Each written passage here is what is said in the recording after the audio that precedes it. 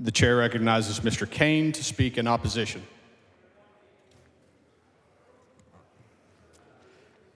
Take this thing off.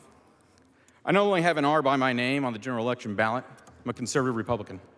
My conservative credentials, could say, are hardly to be questioned.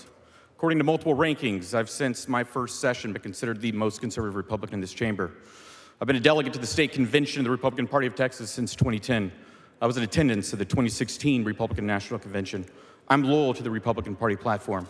When drafting bills, I first looked to the party platform to determine whether I should file a bill that advances what the conservative grassroots believe is their platform. On November 6th, I flew to Philadelphia, Pennsylvania to serve as a volunteer attorney for the Trump legal team. With my own eyes, I saw election fraud. I spoke to election workers and voters and wrote affidavits under the penalty of perjury. 1 month ago, on December 14th, I was in this chamber as a presidential elector, where I happily cast my electoral vote for President Trump. I'm a Republican. For 2 sessions, I've gone to war with liberal ideas in the form of legislation I believe grew government, infringed on constitutional rights, and decreased individual liberties.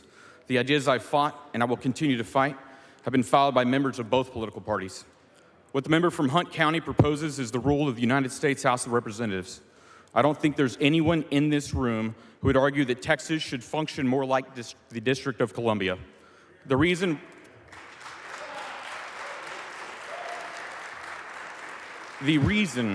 why the Texas House works so well is because we don't operate like the federal government. In the U.S. House, the majority party runs the show, and no member of the minority party is given a committee chairmanship. There are 83 Republicans in this chamber, some of whom vote more like members of the other party, in my opinion. For Pete's sakes, just yesterday, 10 Republicans joined Democrats and voted to impeach President Donald Trump. Similarly, there are members of the minority party in this chamber whom I believe vote more conservatively than some of the majority party. I cannot vote for this amendment, not because I support the values of the Democrat Party, not because I disagree with the concept found in this amendment. I cannot support this amendment because the amendment takes us one step closer to looking like Washington, D.C. This chamber exists so that we may deliberate ideas, work the process, and work hard to pass and kill bills on behalf of our constituents. We don't need to have a Republican-only chairs to do that.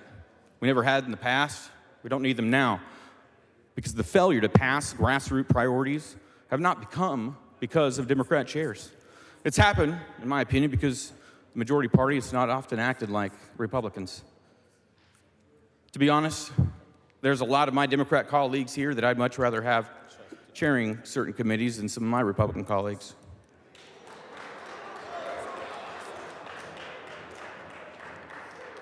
Just a few of you guys. Believing that doesn't make me any less conservative. I therefore will be respectfully voting no.